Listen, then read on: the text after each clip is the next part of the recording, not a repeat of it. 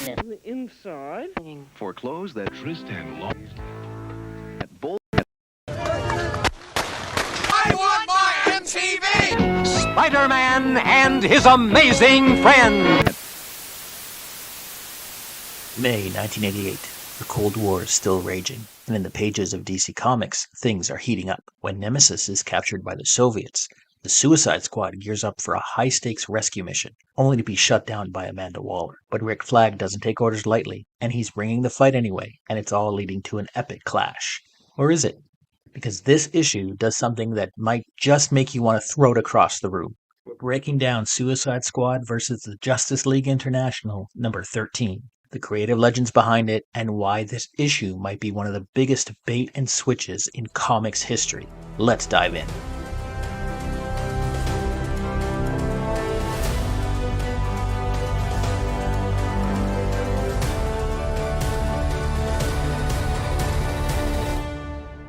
When Nemesis, a member of the Suicide Squad, is sent to a Soviet prison, his team gear up for a rescue mission, only to be told to stand down by their handler, Amanda Waller. Defying Waller, Rick Flag assembles a team and heads out. Waller, enraged at Flag's decision, turns to President Ronald Reagan and asks for the Justice League International to get involved. Batman, who's been monitoring events and is eager to rescue Nemesis, is only happy to comply when the order is given. The Soviet Union catches word of the impending rescue and sends a group of Soviet heroes to counter.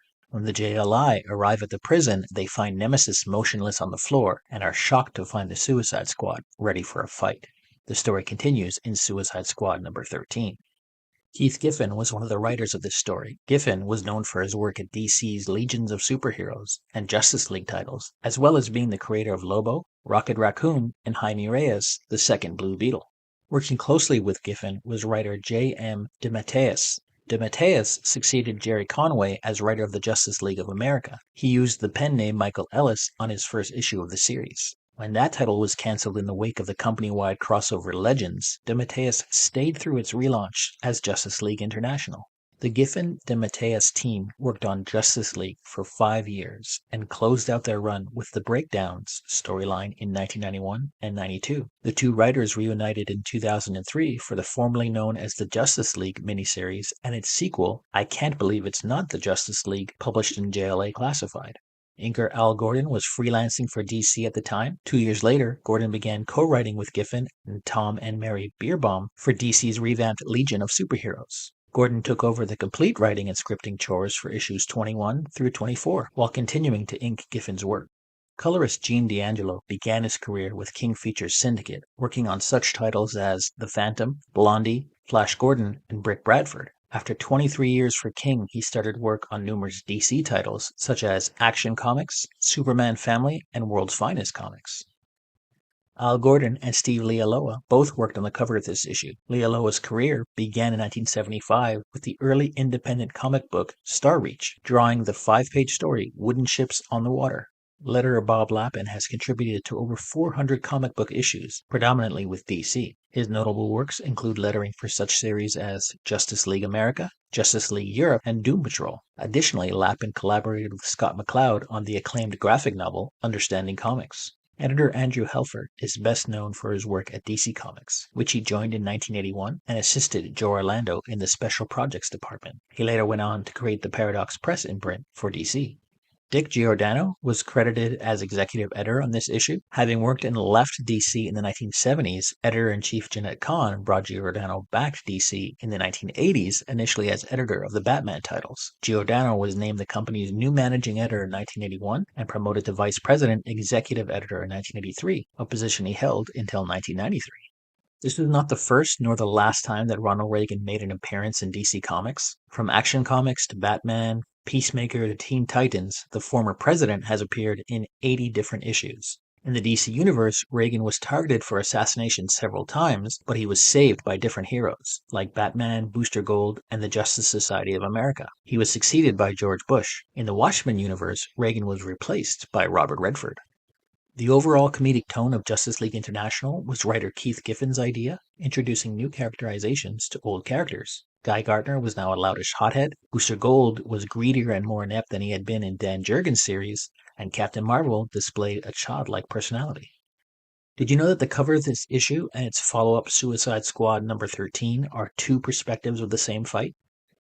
I had never read a JLI story before this. I'm slightly mixed on the whole notion of the comedic take on some of these characters. While there are no slapstick or laugh out loud moments in this issue, the overall tone doesn't sit well with me. I feel like including a major character like Batman is a huge downgrade for this character. From what I understand, JLI was supposed to be a list of A- heroes, and editor Denny O'Neil threw the writing team a bone and allowed them to use Batman.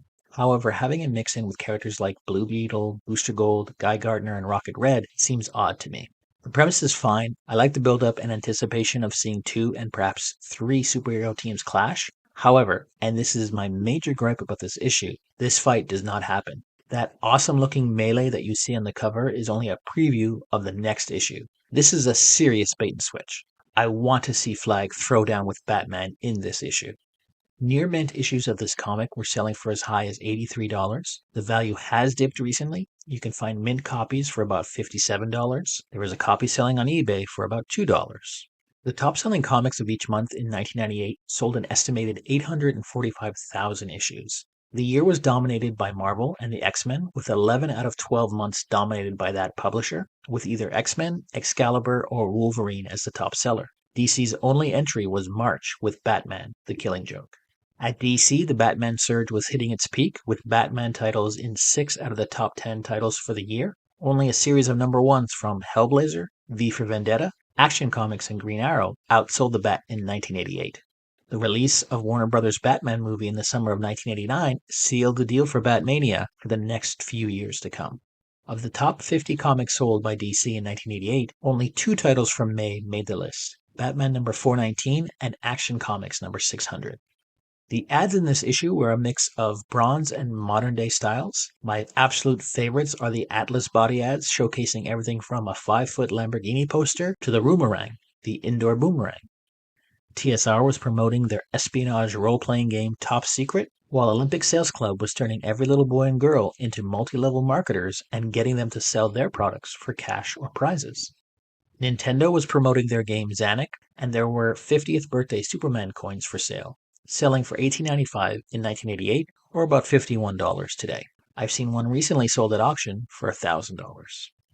DC was promoting 3 of their titles. The first being a reimagining of Flash Gordon for modern audiences by Dan Jurgens, simply titled Flash Gordon. It was a 9-issue miniseries featuring Flash Gordon as a washed-up basketball player who finds new purpose in life on Mongo. Dale is an adventurous reporter who is just as capable as Flash, and a gray-skinned Ming who is less of an Asian stereotype. The series ran for a planned 9 issues and was left with an open-ended conclusion. The second was a 4-issue miniseries called The Crimson Avenger. One of DC's earliest mass crime fighters, the Crimson Avenger started out as a shameless ripoff of the Green Hornet with a touch of the Shadow. When superheroes became big, a lot of the trenchcoat Avengers followed suit. The Crimson Avenger switched over to red and yellow superhero tights. The third is a relaunch of the Wanderers, who first appeared in Adventure Comics in 1968. In the new miniseries, all the Wanderers are killed and then recreated by Clonus, their controller mentor, with upgraded powers and drastically different bodies. The new Wanderers later solve the murder of their original selves and become agents of the United Planets. This week I wanted to find a comic shop that advertised in the original issue, and I was lucky enough to find one. New England Comics ran a full-page ad featuring all of their comics available and showcasing their locations. The Quincy, Massachusetts store has moved up the street from their 1988 location, and you can now find them at 1511 Hancock Street in Quincy, Massachusetts. Or check them out at newenglandcomics.biz. Thanks for checking out this video. If you want to see more, please hit like and subscribe. If you have suggestions for comics you want me to deep dive into, please leave a comment below. Please help and support real artists. AI is great for a lot of things, but not for creating art and replacing artists. Thank you.